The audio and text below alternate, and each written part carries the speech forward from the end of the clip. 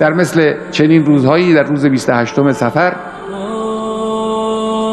این نور آسمانی، این انسان والا، این پدر مهربان از میان مردم رفت و مردم رو غمگین و داغدار کرد.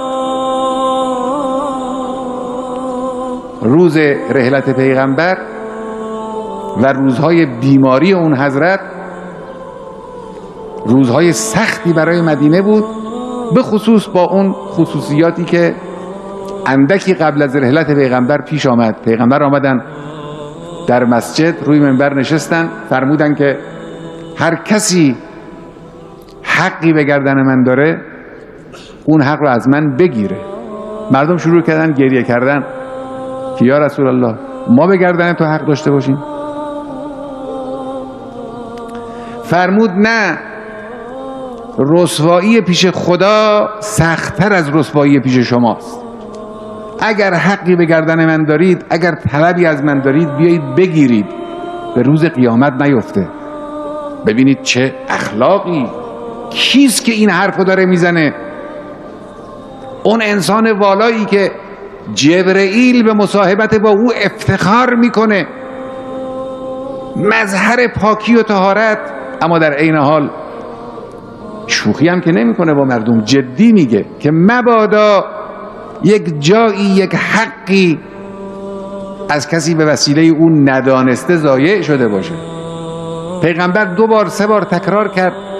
حالا ماجراهایی در تاریخ آوردن، من خیلی هم نمیدونم کدامش و چقدرش اینها دقیقه، اما اونی که غالبا نقل کردن، یه نفری بلند شد عرض کرد یا رسول الله من به گردن تو یه حقی دارم.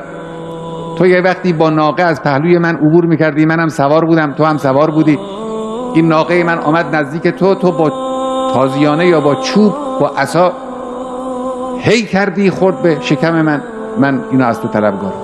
پیغمبر پیرهنش زد بالا، گفت همین حالا بیا قصاص کن، همین حالا بیا قصاص کن، نگذار به قیامت بیفت.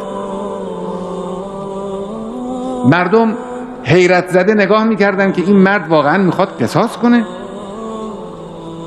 آیا دلش خواهد آمد؟ دیدن این مرد بلند شد، پیغمبر فرستاد از خانه همون چوب رو، همون چوب دست رو آوردن، گفت بگیر، بیا بگیر، با همین چوب بزن به شکم من. اون مرد آمد جلو، مردم همه مبهوت، متحیر، شرمنده از این که نکنه این مرد بخواد این کار رو بکنه. یه وقت دیدن افتاد روی پای پیغمبر، فرمود شکم پیغمبر رو بوسیدن، گفت من با مس بدن تو خودم رو از آتش دوزخ نجات میدم یا رسول الله.